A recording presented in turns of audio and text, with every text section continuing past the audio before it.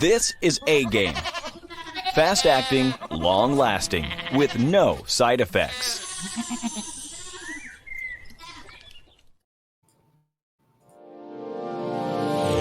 Hey all my Crimsonites, and welcome to the Crimson Cure channel, where we embrace our femininity, increase our womanly values, and celebrate our brothers. So join me on our feminine journey to learn, heal, and grow.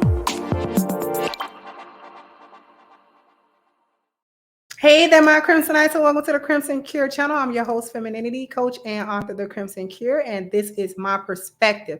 So I got an interesting thing for you today. You know, we know about the whole welfare thing and how Zaddy got men out of the house.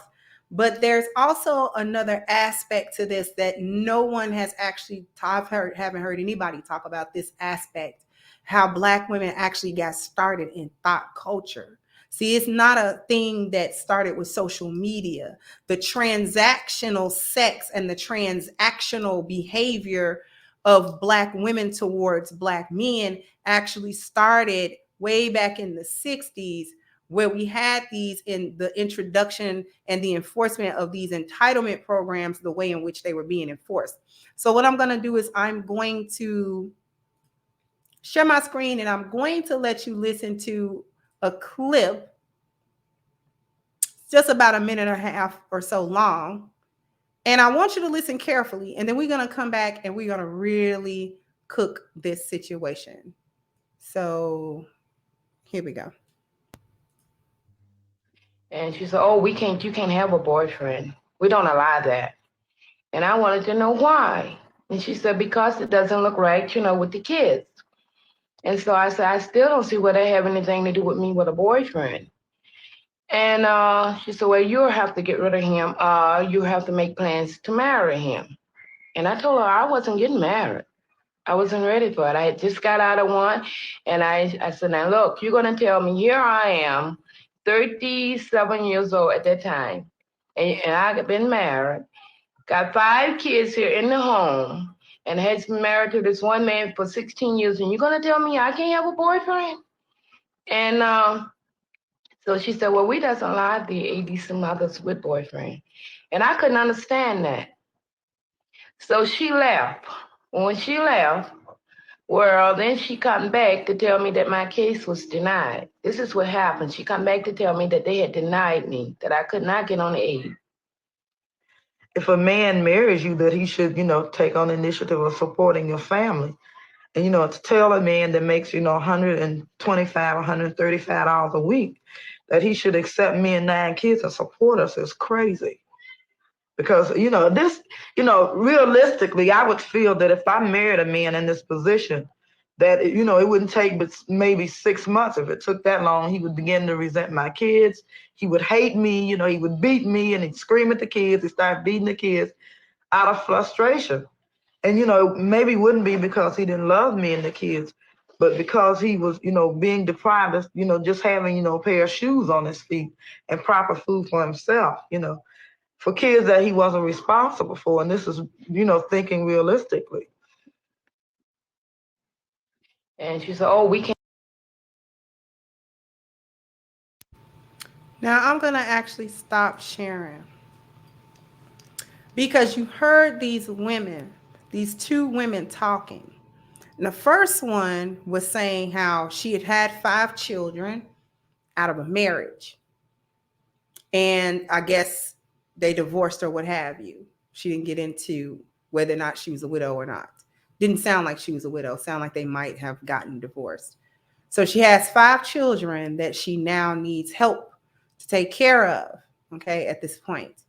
She turns to the state, okay, to receive what they used to call ADC, okay, or aid. And they denied her because she had a boyfriend, not a next husband, but that there was a man in her life that was covering her. And they denied her children because she had a man that was covering her, not a husband, not a legal binding husband, but a boyfriend, she said. And she said, well, they said, well, he have to marry you in order for us to get out of your business. She's like, well, I'm not really ready for a marriage, specifically because I just got out of one and I got 5 kids from that marriage. So to marry another man at this point, that don't seem, you know what I mean? But I do want the male companionship. I do want the male covering. I'm not ready to be in a position to be a wife again. Now, we don't know the time span between these things. The second woman gets on and says that to ask a man that is not able to make but a certain amount a week. Now, remember, this is in the 60s. And then to turn around and take care of me with 9 kids is insane. That doesn't make any sense. Because he's saying, okay, I was married, and that's where I got 9 kids from. Okay? Now, if I still got, let's say my husband dies, and I still have 9 children, you mean to tell me that I got to ask a man to come in and take on the responsibility of me and children that he didn't father, which may make a man resent me. And then get this, he might beat me, and then he might beat the children, not necessarily because he doesn't love us, but because he's frustrated, because he is not able to really provide for himself, let alone to be responsible for children that he is not fathering. And this is back when Black women were getting married. Okay? What does that have to do with thought culture? Take a look at it, though. Just think about it. Welfare could only be had by Black women that did not have husbands and did not have any significant other in their lives. Could not have a man that lived with you. Could not have a man that covered you. You understand what I'm saying?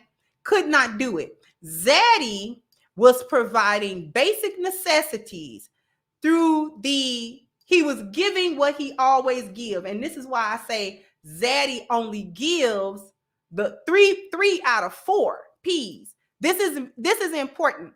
Zaddy only gives 3 out of 4 P's. And due to women like these who might have been divorced or whose husbands may have passed, they have several children. They were already poor, but their husband was doing the best that they could. And, they was treading water. Okay. Now that he's gone, that covering and those 4 P's are actually gone. Back then, them women was having 4, 5, 6, 7, 8 kids at a time. They were just having them. Okay. It is what it is. So now to move on into a situation where I got to ask a man to take on that level of responsibility is not just me and the children me and him might have, but my previous children, because I'm looking for cover. Okay. Now you got a lot of Black men who opted to do that. But then you also had other Black men who, whether they wanted to do it or didn't want to do it, may have been unable to take on that level of responsibility. So now you turn to the state. Now you got a situation where these women turn to the state. But what are they going to get? They're going to get 3 or 4 P's. The 4th P that he cannot provide. But what he can do is provide the basic necessities. So the provision of the ADC, the aid, the food stamps, and that sort of thing. And then he'll be responsible for solving her problems, whether these problems are real or imagined, whether these are the problems that he created for her to have in society, culturally and environmentally. Now he's going to swoop in and he's going to solve those problems. And eventually, he's going to have to protect her from the disenfranchised Black men who they claim will eventually become violent due to the frustration of poverty and being a stepfather. They already indoctrinated Black women to be thinking that. The second woman said it. So Black women had to do this, so to speak, so-called. They had to do this. They had to make this choice, because Black men would not be able to be trusted eventually, because they would be locked out of certain opportunities and things like this. Remember, this is the 60s, the late 60s. So they're cracking down on civil rights movements, Black Panther movements, and the like. All right. So they're incarcerating black men. This is where these black men are going. They are deleting them. They are incarcerating them. Trumped up charges, real charges, whatever the case may be. This is where, and the men who aren't in those two categories, they're just having a hard time breaking into different industries and economies and jobs because they're black, because they're black men. Okay. So basically, this is the process of making black men almost irrelevant to black women in 3 or 4 major ways: provision, problem solving, protection. Because if you move him out of the house, how is he going to protect? If you move him out of the house, how is he going to problem solve? If you move him out of the house, how is he really going to provide for you? Right? So since black men will, quote unquote, be unable to take care of families due to lack of opportunities, now what does that leave? That leaves, this is where the transaction was born. This is where sex for money is born. This is where that thought mindset is born. It had not taken the shape that it has now, but that's the birthplace. That's the starting place for thought culture. Because think about it. What else are now black men good for? The 1P that Zaddy doesn't give. He's only got one now, and that is procreation.